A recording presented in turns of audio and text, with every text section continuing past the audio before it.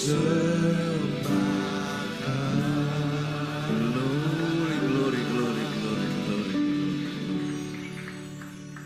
kasih Tuhan Yesus buat penyertaan-Mu sampai hari ini. Terima kasih buat segala perkara yang kami boleh lewati dan keberadaan jiwa kami tetap tenang hari ini karena Tuhan menyertai. Dan saat ini kami datang kepadamu ya Tuhan, tidak hanya mengembalikan pujian, hormat, kemuliaan, kami juga bawa hidup kami di hadapan-Mu, siap berperkara melalui kebenaran-Mu. Karena firman adalah pribadi Allah itu sendiri. Karena itu ketika kami duduk diam dengarkan, sesungguhnya yang terjadi adalah perjumpaan dengan Tuhan. Dan perjumpaan tidak pernah sia-sia. Semua yang baik, semua yang indah, semua yang kudus, semua yang sedap didengar disebut orang kebajikan. Terjadi buat setiap kami yang percaya. Yang sepakat, mari bersama katakan amin. Beri tepuk tangan buat Tuhan Yesus. Silakan duduk Bapak Ibu, coba dikasihi Tuhan. Selamat hari Minggu, Shalom. Kasihilah musuhmu. Itu saya mau sampaikan pada kesempatan ini dari Injil Lukas, pasalnya yang ke-6, ayat 27 sampai dengan ayatnya yang ke-35. Saya percaya tampilannya cukup untuk Bapak Ibu bisa lihat dari bangku. Saya mau ajak kita baca bersama, 1, 2, 3. Tetapi kepada kamu yang mendengarkan aku berkata, kasihilah musuhmu, berbuatlah baik kepada orang yang membenci kamu. Mintalah berkat bagi orang yang mengutuk kamu, berdoalah bagi orang yang mencaci kamu. Barang siapa menampar pipimu yang satu, berikanlah juga kepadanya pipimu yang lain. Dan barang siapa yang mengambil jubahmu, biarkan juga ia mengambil bajumu. Berilah kepada setiap orang yang meminta kepadamu, dan janganlah meminta kembali kepada orang yang mengambil kepunyaanmu. Dan sebagaimana kamu kehendaki supaya orang perbuat kepadamu, perbuatlah juga demikian kepada mereka. Kita lanjut. Dan jikalau kamu mengasihi orang yang mengasihi kamu, apakah jasamu? Karena orang-orang berdosa pun mengasihi juga orang-orang yang mengasihi mereka. Sebab jikalau kamu berbuat baik kepada orang yang berbuat baik kepada kamu, apakah jasamu? Orang-orang berdosa pun berbuat demikian. Dan jikalau kamu meminjamkan sesuatu kepada orang, karena kamu berharap akan menerima sesuatu daripadanya, apakah jasamu? Orang-orang berdosa pun meminjamkan kepada orang-orang berdosa, supaya mereka menerima kembali sama banyak. Tetapi kamu kasihilah musuhmu, dan berbuatlah baik kepada mereka, dan pinjamkan dengan tidak mengharapkan balasan, maka upahmu akan besar, dan kamu akan menjadi anak-anak Allah yang maha tinggi. Sebab ia baik terhadap orang-orang yang tidak tahu berterima kasih, dan terhadap orang-orang jahat. Saya sampaikan dulu latar belakangnya, karena kalau tidak kita agak senewen untuk menerima apa yang Yesus perintah ini. Jadi latar belakang dari literasi yang kita baca adalah pada masa itu orang Israel khususnya berkeluarga itu tinggal pada sebuah lahan yang mungkin zaman sekarang kita bisa menyebutnya klaster. Sekarang kan ada perumahan komplek, ada klaster. Ya, klaster itu paling jumlah rumahnya hanya 30, 20, tapi satu gate. Ya. Nah, pada masa itu bisa tinggal keluarga itu jalurnya bisa vertikal, horizontal.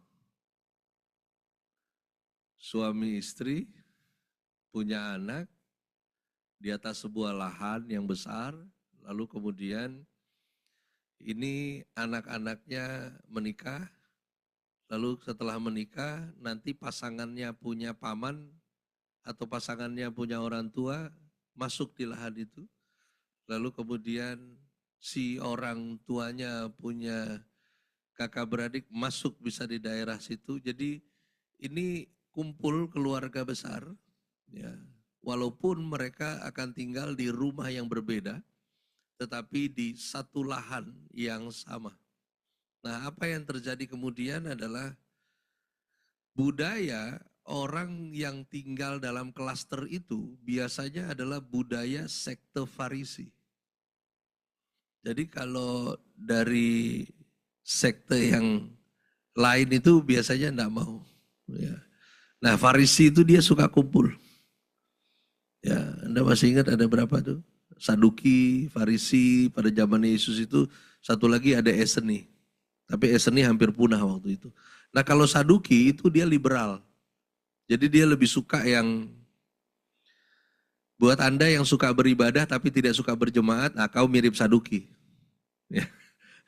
Jadi ya pokoknya gue datang gereja aja ya, nggak usah kenal gue ya pokoknya. Gitu. Nah ini Saduki ini dia individual. Nah kalau Farisi itu dia kelompok. Berkelompoknya udah bagus, cuma ini orang-orang yang tahu kebenaran tapi sibuk untuk nuntut orang lain lakukan, dia sendiri nggak lakukan. Nah, di dalam kehidupan yang berkelompok dalam keluarga besar seperti itu di atas satu lahan, yang terjadi adalah konflik internal. Nah, konflik internal ini terjadi karena biasalah berada pada satu lahan kan, pinjam meminjam, ya, barang, bumbu dapur, ya, lalu kemudian pertengkaran. Makanya di situ ada gampar-gamparan, ya. Jadi Anda jangan bayangkan di sini ayatnya terus dipakai ke perbankan, ya kan? Yang pinjem nggak perlu pulangin, nggak itu konteksnya. Jadi ini saya sampaikan latar belakang dulu, gitu loh. Nah, itu terjadi dan Yesus kecam sebetulnya mental Farisi ini pada kondisi tersebut. Di mana harusnya orang-orang yang disebut musuh tadi itu adalah sebuah kesempatan untuk seseorang yang mau menjadi seperti apa yang Tuhan inginkan. Tapi sebelumnya saya mau bukakan dulu ringkasan dari ayat yang kita baca tadi.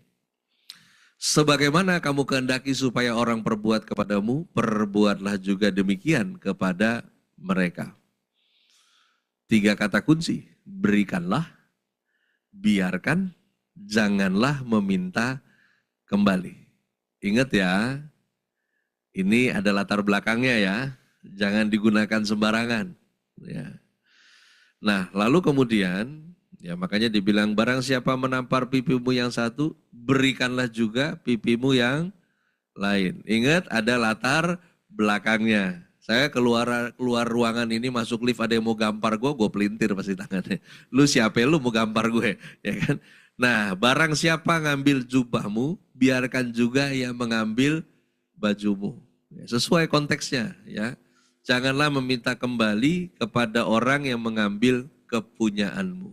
Nah, lalu kemudian Yesus melakukan komparasi. Coba boleh di next. Orang berdosa mengasihi orang yang mengasihi mereka. Itu Yesus katakan. 3 kali Yesus bilang, apakah jasamu? Kalau kamu mengasihi orang yang mengasihi kamu, orang berdosa juga begitu. Kalau kamu berbuat baik kepada orang yang berbuat baik kepada kamu, orang berdosa juga begitu. Kalau kamu pinjam sesuatu kepada orang karena kamu berharap menerima sesuatu daripadanya, orang berdosa juga begitu. Ya. Saya mau tanya, selain Ibu Gembala di sini, siapa di ruangan ini orang berdosa? Nah, berarti Anda udah gagal paham. Saya ceritain lagi latar belakangnya. Orang-orang yang Yesus berhadapan saat itu adalah orang-orang yang mengambil bagian dalam baptisan Yohanes. Baptisan dari Yohanes Pembaptis itu adalah versi light. Kenapa saya bilang versi light? Karena versi komplit itu baptisan setelah hari Pentakosta. Jadi yang disodorkan oleh Yohanes Pembaptis adalah, masih ingat Yohanes Pembaptis teriak-teriak apa? Bertobatlah, beri dirimu dibaptis untuk pengampunan dosa. Ini saya bilang versi light untuk pengampunan dosa. Karena Roh Kudus belum dicurahkan. Tapi setelah hari Pentakosta, di sana kita diajar lewat Rasul Petrus, katakan apa? Bertobat, beri dirimu dibaptis untuk pengampunan dosamu, dan kamu akan menerima karunia Roh Kudus. Completely well done. Nah, Yesus sedang berhadapan dengan orang-orang yang mengambil bagian dalam baptisan pengampunan dosa. Sampai di sini Anda paham? Jadi Yesus lagi bilang begini, kalau kamu mengasihi orang yang mengasihi kamu, apa jasamu? Karena orang berdosa pun mengasihi juga orang-orang yang mengasihi mereka. Kan kamu sudah diampuni, harusnya kamu beda. Sampai di sini kita masih sudah satu frekuensi sekarang. Jadi Anda dan saya bukan orang berdosa lagi, tapi orang yang sudah diampuni.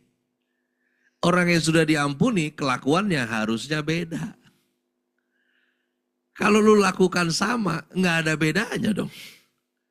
Karena harusnya yang diampuni dan yang belum diampuni, itu punya konsep yang berbeda.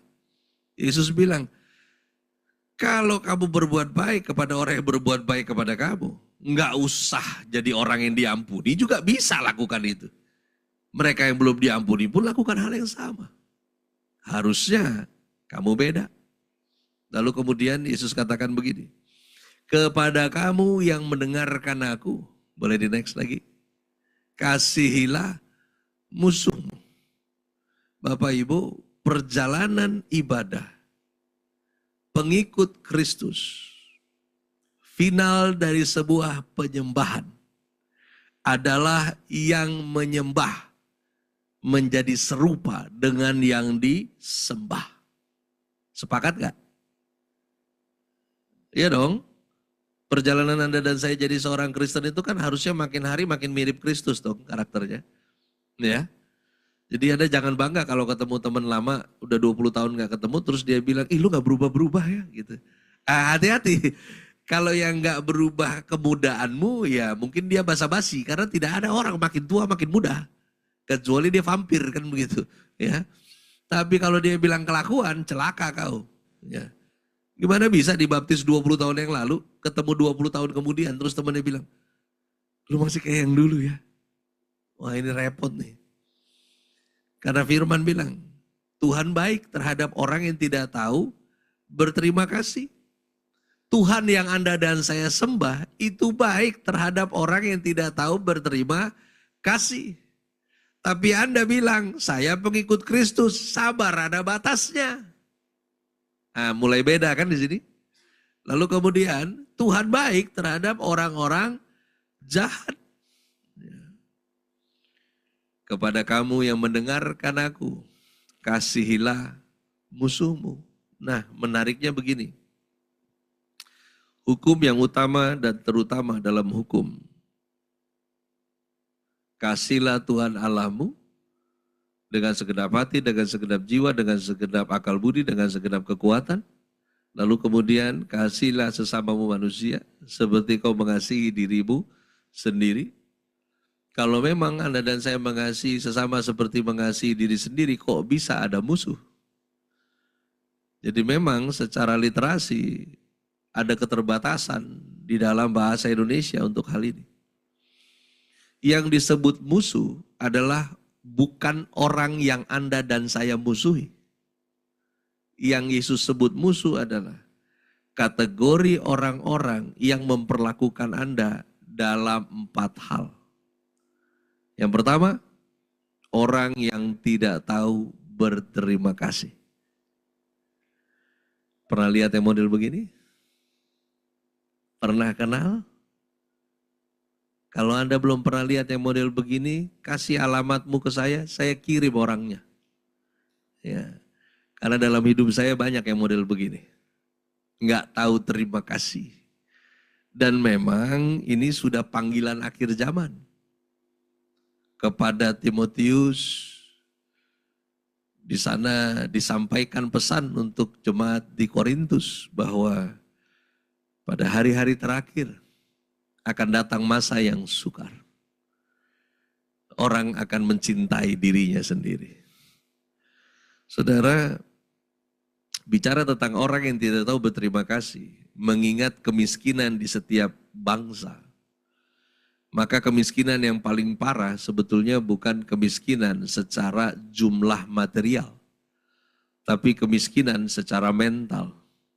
Nah, kemiskinan secara mental itu ngobatinnya nggak gampang. Ya. Karena orang-orang yang tidak tahu berterima kasih ini karena sudah sampai di level tidak mau berterima kasih. Ada tidak tahu, ada tidak mau. Nah, kenapa sampai di level itu? Karena kemiskinan, kita nggak ngomong bangsa lain, kita bicara bangsa kita aja. Ya. Sekarang sudah sampai, ini yang kere-kere ini nih mentalnya, sudah sampai pada level di mana karena gua kere, lu kaya, gua punya hak untuk lu tolong. Ngerti maksudnya? Ini celaka loh kalau Anda punya saudara kayak begini. Saya punya keluarga besar model begini. Gue kan susah, lu kan diberkati. Jadi gue punya hak untuk ditolong. Gila nggak? Punya hak untuk ditolong. Dari mana nih konsepnya? Tahu dari mana konsepnya? Dari mental miskin. Kan susah saya. Ya kamu mesti tolong saya dong. Ya. Lah yang bikin susah lu, kenapa gue yang kena?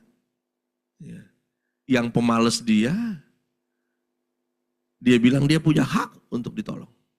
Ya. Orang-orang yang nggak tahu terima kasih, itu populasinya bertambah di akhir zaman. Dulu kere ada di gereja, kerjaan baru bagus dikit, ibadah susah bener. Ya.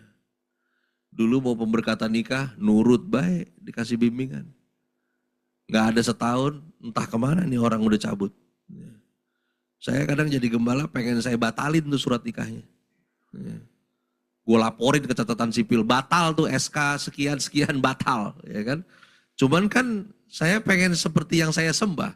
Baik terhadap orang-orang yang tidak tahu berterima kasih. Ya. Ntar dibilang pamrih. Tapi ngomong-ngomong yang model begini memang nyebelin. Ya. Ngambil banyak. Ya. Oh, orang-orang gak tahu terima kasih ini ngeri. Gak bisa dibunuh, nanti tumbuh lagi. Ya, Anda mau bantai juga dia muncul lagi. Berani kamu bantai, kamu jadi pelaku. Dia akan jadi korban yang dimuliakan. Ya, inilah orang-orang gak tahu terima kasih ini. Dan Yesus bilang apa? Kasihi mereka.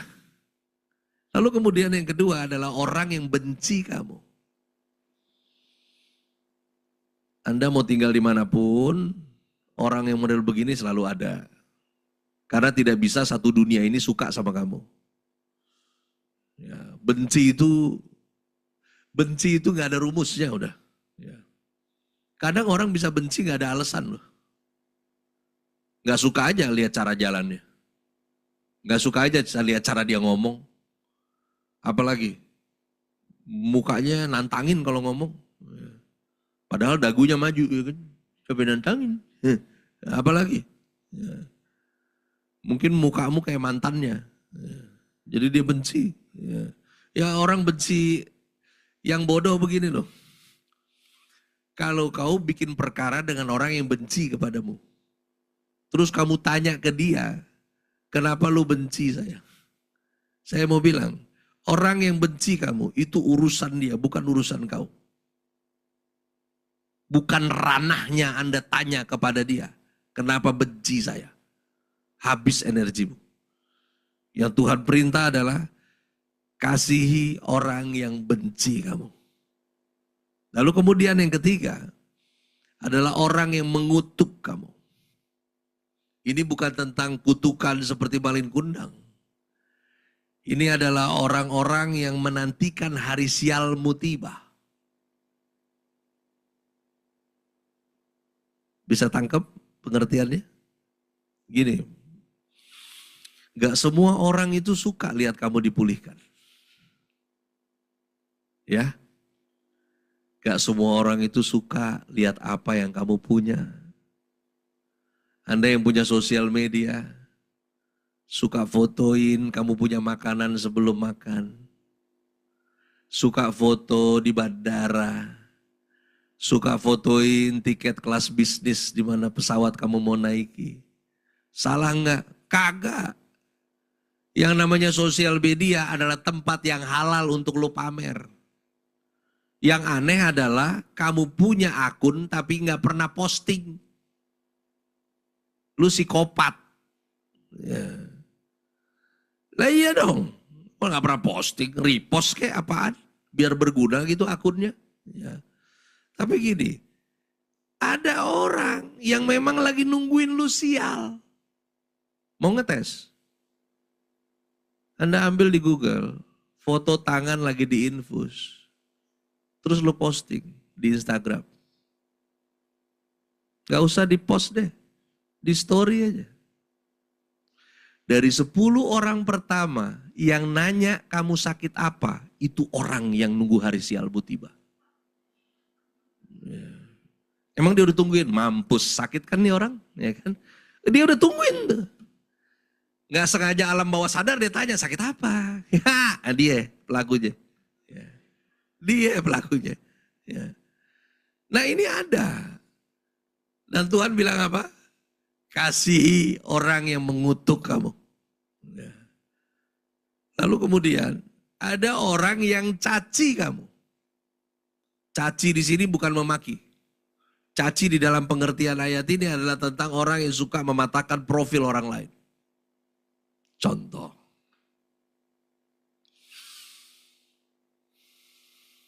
Ibu yang pakai kacamata namanya siapa? Hah? Meli. Ibu Meli. Ibu siapa namanya, Bu? Ibu Siana. Oke. Ibu Siana, Ibu Meli lagi ngobrol. Yang diobrolin Ibu Gembala. Loh, ngobrolin kan gak perlu yang jelek-jelek dong, yang bagus-bagus loh ini lagi diomongin. Ya kan baiknya Ibu Gembala, pelayanannya, ini lagi diomongin. Tiba-tiba datang si pencaci. Si pencaci tanya, ngobrol apa Mel? Ini Ibu Gembala baik gini. Udah berapa lama lo kenal? Ya sekian tahun sih. Oh masih baru. Emang kenapa? Enggak, ntar juga tahu. Nah ini dia. Ya, ini dia si pencaci. Ya. Orang begini ada. Dari zaman Yesus sudah ada. Makanya Yesus bilang, orang yang caci kau. Ya. Dan Yesus bilang, orang-orang yang model begini, kasihi mereka. Kita mulai. Yang pertama, kepada kamu yang mendengarkan aku kasihlah musuhmu satu.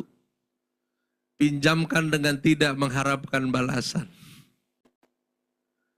Kalau tidak, Anda punya kerjaan baru nanti. Jadi kolektor. Ya.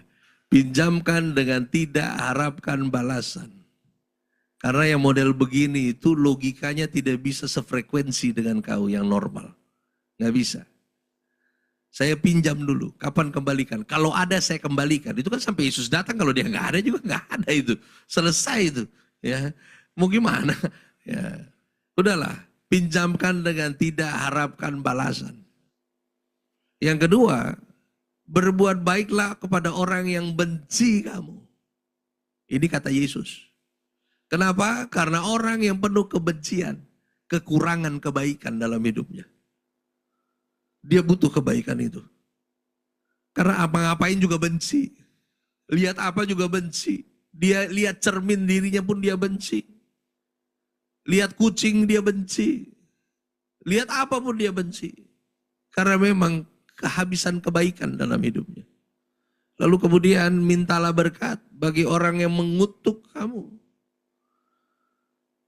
Saya tadi udah bilang kan. Ngutuk itu adalah orang yang nunggu hari sialmu. Kau tahu kenapa dia nunggu hari sialmu? Karena dia pengen hidup yang kamu hidupi. Dia nggak pilih belajar dari kamu. Dia pilih untuk lu sial. Itu yang dia pilih. Kapan nih orang jatuh? Buat Anda yang menikah. Buat Anda yang punya mobil. Buat kau yang punya motor, dengar ini. Mungkin hari ini lu udah sebel sama motor lu. Tapi saya mau bilang, banyak orang yang pengen motor seperti motor kau. Buat Anda yang udah males sama mobilmu, di luar sana masih banyak orang yang pengen mobil seperti yang kamu kendarai. Buat kamu yang udah menikah, mungkin kamu sebel dengan suamimu. Saya mau bilang, masih banyak yang mau tampung suamimu di luar. Ya. Jangan main-main ini. Ya. Mungkin lu sebel sama ngoroknya. Ya. Lu sebel sama sok taunya. Tapi di luar, yang nampung banyak. Ya. Bisa tuker tambah lagi. Ya. Minta berkat, Tuhan bilang. Minta blessing Tuhan buat orang tersebut. Karena dia pengen hidup yang kamu hidupi. Lalu kemudian berdoalah bagi orang yang caci kamu. Karena mereka butuh penerangan dari Tuhan untuk bisa kenal kamu dengan baik. Kamu perlu berdoa untuk dirimu dan kamu perlu berdoa untuk orang yang caci kamu. Kenapa? Karena berarti Anda masih belum berhasil untuk memperlihatkan Kristus hidup di dalam hidupmu. Makanya dia masih lihat yang jelek aja semua. Dan untuk ini semua, keuntungannya bukan untuk Tuhan. Keuntungannya buat Anda. Mari kita lihat benefit marginnya. Ya, kita bicara dagang nih sekarang. Coba di next. Kepada kamu yang mendengarkan aku kasihlah musuhmu. 1, karena upahmu akan besar. Stop pikir cuannya. Ini ayat nggak bicara cuan. Ketika dibilang upahmu akan besar. Ini konteksnya adalah tentang mahkota. Di mana ketika harinya tiba, yang mati dalam Kristus akan pertama dibangkitkan. Mereka yang masih hidup pada saat itu akan terangkat. Berkumpul di awan-awan dan masuk kepada sebuah acara. Acara bernama Bema, pengadilan tahta Kristus. Bukan untuk diadili, tetapi untuk pembagian mahkota. Ada 5 jenis mahkota. Jangan bayangkan mahkota bertumpuk 5 di atas kepala saya yang botak ini, melorot pasti. Mahkota di sana berbicara tentang status Anda nanti di dalam kehidupan kekal. Jangan percaya kalau ada yang bilang bahwa di sorga nanti kegiatan kita cuma menyanyi saja. Itu biasanya WL kurang baca Alkitab. Ayo semangat jemaat Tuhan, karena di sorga kita hanya menyanyi. Kau pikir itu karaoke, cuma LC yang ada di dalam. Ya. Anda tahu kenapa Yesus bilang, aku pulang dulu, aku siapkan mansion buat kamu. Karena di dalam kehidupan kekal, ada kehidupan sosial nanti di sana. Sekarang kita di ruangan ini, kita sama di hadapan Tuhan. Karena Anda dan saya adalah pendosa yang diampuni. Sesama pendosa yang diampuni dilarang saling menghakimi. Tetapi nanti di hidup kekal, Anda dan saya berbeda. Di sana kita punya kasta. Siapa kamu di dalam pemerintahan Kristus dalam kerajaan 1000 tahun, ditentukan dari upah ini. Dan upah ini ditentukan dari apa? Dari 4 kategori manusia yang menghadang Anda dalam hidup hari ini. Jadi berterima kasihlah untuk mereka yang tidak tahu berterima kasih. Karena lewat mereka, Anda punya jalan untuk terima upah. Amin. Jadi hari ini kita bisa bilang, oh terima kasih Tuhan Yesus. Buat saya punya koko yang kurang ajar. Yang selalu minta ditolong. Karena lewat dia, saya bisa terima upah. Amin. Karena banyak orang mau bantu ibunya setiap bulan jadi malas. Karena ibunya tinggal dengan anak yang tidak produktif. Udah tidak produktif, tua lagi. Udah tua, nggak mati-mati lagi. Ya. Hah? Sementara yang muda mati cepat. Ini udah tua, nggak mati-mati, pengangguran, ngerokok terus. Nggak batuk-batuk lagi. Ya kan? Kayaknya sehat bugar gitu, tapi hari-harinya begitu aja. Bangun, nongkrong, minta uang, makan, rokok, kopi, duduk. Saya ada kenal orang-orang begini nih. Nggak bisa kita bunuh juga, tapi hidup. Ditengking nggak lari, setan pergi kalau dia enggak. Ya. Anda mau buang orang begitu, Tuhan bilang itu upahmu nanti jalannya. Lalu kemudian, kepada kamu yang mendengarkan aku kasihlah musuhmu, karena kamu akan menjadi anak-anak Allah yang maha tinggi. Saya bilang tadi, ujung dari perjalanan kita mengikuti Yesus adalah jadi serupa seperti Kristus. Keserupaan Anda dan saya menjadi seperti Kristus, itu kan butuh proses. Prosesnya itu jadi lebih cepat ketika Anda berurusan dengan model 4 manusia ini. Jadi makin mirip. Ya. Jadi mulai sekarang jangan tanya, aduh Tuhan sampai kapan lah saya urusan kayak begini-begini nih. Jawabannya satu, sampai kau jadi serupa seperti Kristus. Amin. Jadi hari ini pulang jangan marah-marah lagi. Jangan berencana untuk buang mereka di pulau atau di laut atau di pik 3. Ya. Karena rupanya lewat yang kurang ajar ini. Anda punya jalan untuk terima upah. Bukan urusan Anda untuk rubah orang. Ya, karena seringkali kita mau tolong terus kita bilang, aduh ini gak mendidik. Memang dia udah bodoh. Sampai kiamat begitu sudah. Mau Anda apain lagi? Ya. Udah bukan urusan merubah dia.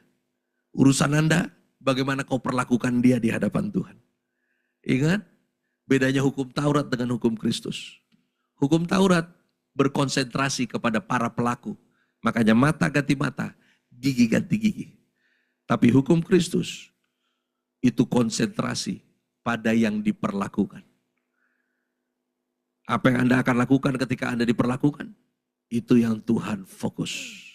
Mari kita berdoa. Terima kasih Tuhan Yesus. Dalam keterbatasan mulut hamba-Mu berbicara. Kebenaran-Mu dibukakan oleh karena Roh Kudus bekerja di tengah-tengah kami, di dalam setiap kami, menolong kami dalam pengertian dan pemahaman. Dan kami bersyukur untuk apa yang sudah kami lewati. Keluarga, komunitas, orang-orang dalam kehidupan sosial setiap kami. Terima kasih untuk apa yang kami sedang hadapi. Kami bersyukur untuk apa yang sedang kami jalani dalam hubungan, relasi, orang-orang yang menyebalkan di sekitar hidup kami. Dan rupanya orang-orang ini adalah salah satu jalan kami mengalami keserupaan seperti Kristus. Kami sadar bahwa kami tidak dipanggil untuk rubah mereka. Tuhan sendiri yang berdaulat berkuasa untuk mengubahkan orang-orang ini.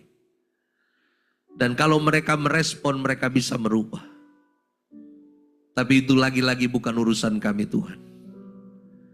Ampuni kami kalau kami mulai bersungut-sungut akan urusan beginian. Kami mulai muak dengan orang-orang ini. Kalau kami mulai mau balik badan dari mereka.